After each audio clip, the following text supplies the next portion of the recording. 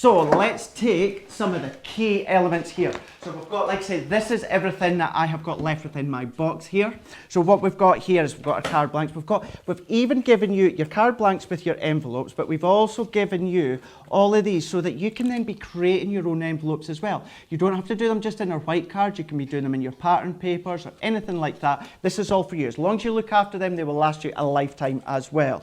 So as Sarah says, we've got the booklets as well. So within the booklet, you've got some ideas. So maybe if you are new to crafting, you maybe just think that you're not sure about layers and components and how to set it out, whereas we've given you lots of ideas here as well. So you just take what we'd call as a sketch, and then you just then start to follow them through and just replicate the actual steps that you can see. Everything works well with the dies and that, the products that you get within the box as well. So that's the booklet. So that's an idea. It steps you through many of the different things. Of course, we've got the scoreboard. This is so cute and this is so dinky that it's great. If you just want to do a wee bit of scoring of a small card, or just if you want to do score lines as Martin and Laird lines, this is going to be perfect as well. But again, we give you the envelope maker as well. So you can be making your own when it comes to the scoreboard in many different cards and papers. We're giving you some, not only are we giving you some in white, we're giving you some in a pearlescent as well. And of course, we've also got these as well, the stencils that you can draw out and create your own. So that's that one as well.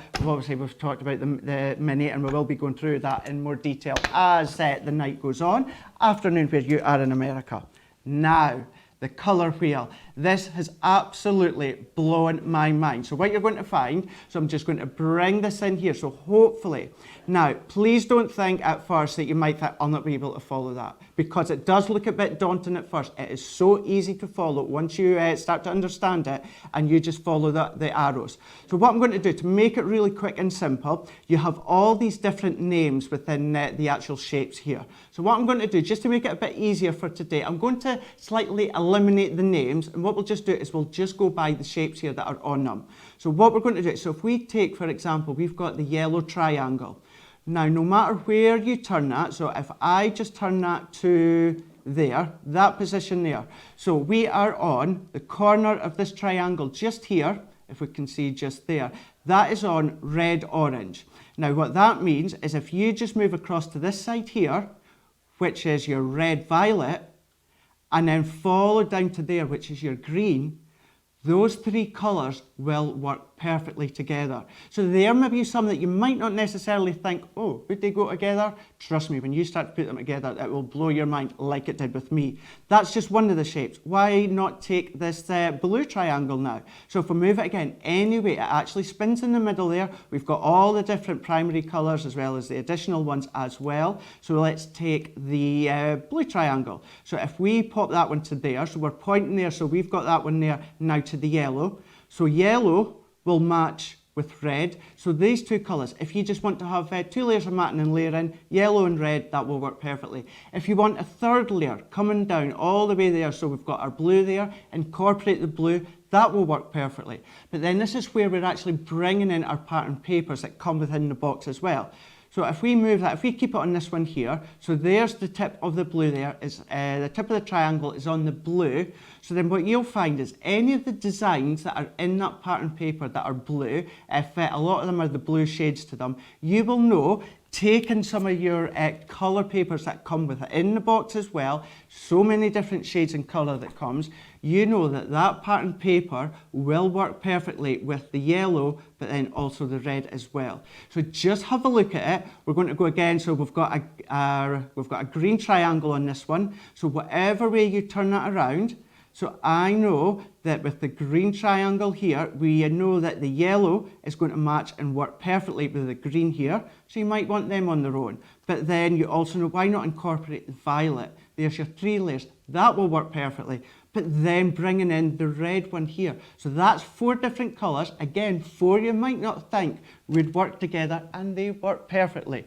And then you've even got another one here. You've got your red square with them as well. You've got all these different names as well, the technical names to them. So if you're up on them, you will know them perfectly as well.